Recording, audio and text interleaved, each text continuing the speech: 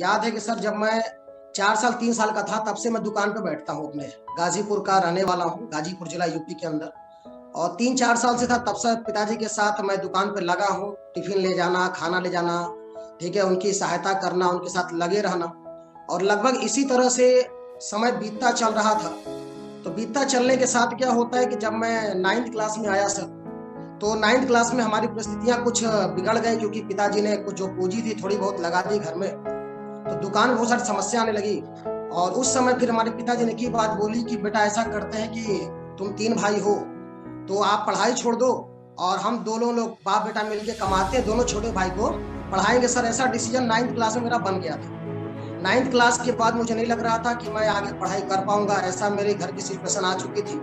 और उस दौरान जब पैसे की किल्लत हो रही थी सर, जैसे पिताजी ने कुछ पैसे थे तो जब जमीन लेके थोड़ा बहुत 2 रूम बनवाया, तो स्थितियाँ इतनी खराब हो गई थी कि बहुत सारे जब महाजनों का जो कर्जा बाकी था, जब वो दुकान पे आते थे तो हमारे पिताजी चले जाते थे। और मैं दुकान पे, ये 9th क्लास की बात बता रहा हूँ सर, तब मैं दुकान पे जब बैठता था तो बहुत सारे लोग आके बोल के चले जाते थे, क्या तुम्हारे पिता पापा कहाँ हैं, नहीं मिलते हैं, ठीक है, क्या कहा ऐसा, ठीक है, पैसा हमारा बाकी है।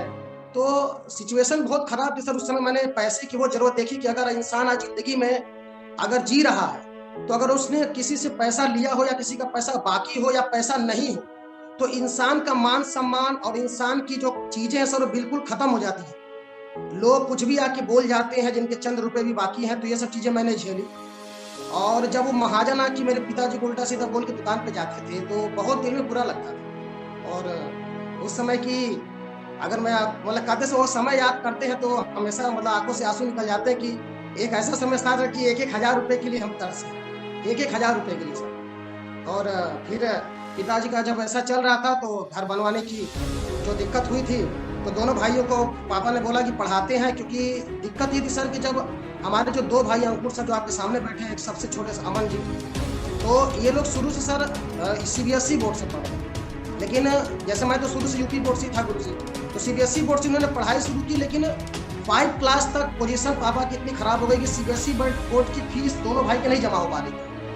तो जबकि हम पापा और दोनों बाप बेटा मिलके काम तो कर रहे थे दुकान पे, पढ़ाई भी मैं कर रहा था, लेकिन फीस न हो जाने की वजह से फिर दोनों भाई को पापा ने सीबीएसई बोर्ड से निकाल कर फिर यूपी बोर्ड सरस्वती शिशु मंदिर हमारे गाजीपुर में नवाब साहब के फाटक जगह है सर, वहाँ पे जहाँ पे मैं पढ़ रहा था, वहाँ पे पापा ने डाल दिया। और उस समय फिर मुझे दूसरी बार ऐसा लगा कि वाकई अगर पैसा ना हो तो जिंदगी में सर कुछ नहीं हो सकता। लोग कहते हैं कि भाई पैसा का आदमी क्या करेगा, लेकिन मैंने सर पैसे की दिक्कत देखी है कि अगर पैसा ना हो तो उस पिता को अपने बच्चों को सीबीएसई बोर्ड जो पढ़ाने की ख्वाहिश रखता है, उसको पैसा की दिक्कत की वजह से यूपी बोर्ड में डालना पड़ा।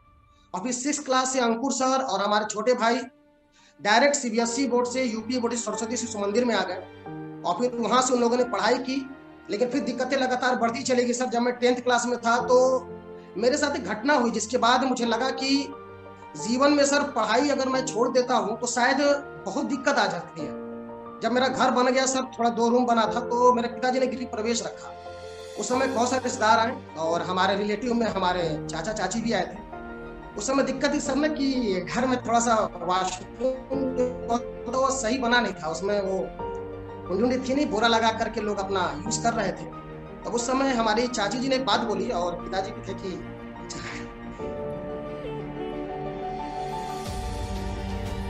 बताइए बताइए, कोई नहीं सर, समझ सकते हैं क्योंकि बिल्कुल रियल स्टोरी आप अपनी शेयर कर रहे हो। आप बताइए।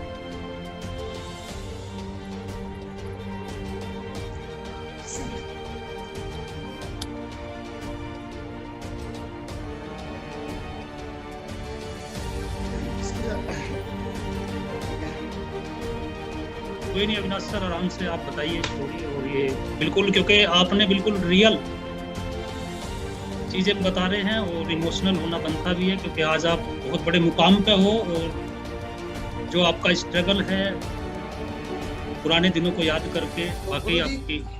जी बताइए। मैंने यही बोला कि जब व्यवस्था नहीं थी तो क्यों बुलाया आप लोगों ने?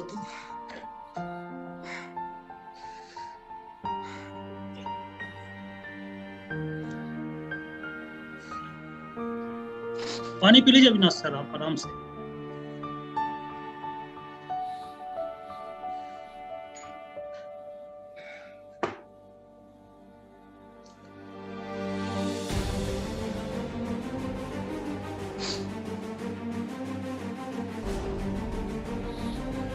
तो मुझे उस समय सर एक बात समझ में आ गई कि अगर हम खाली दोनों भाइयों को पढ़ाते हैं और किसी कारणवश मैं कुछ नहीं कर पाया तो कल ये सिचुएशन मेरे साथ भी कि दो को तो हम बढ़ा दिए, क्योंकि सर आज के समय में मैं देखा हूँ सर कि कमजोर व्यक्ति कोई साथ नहीं।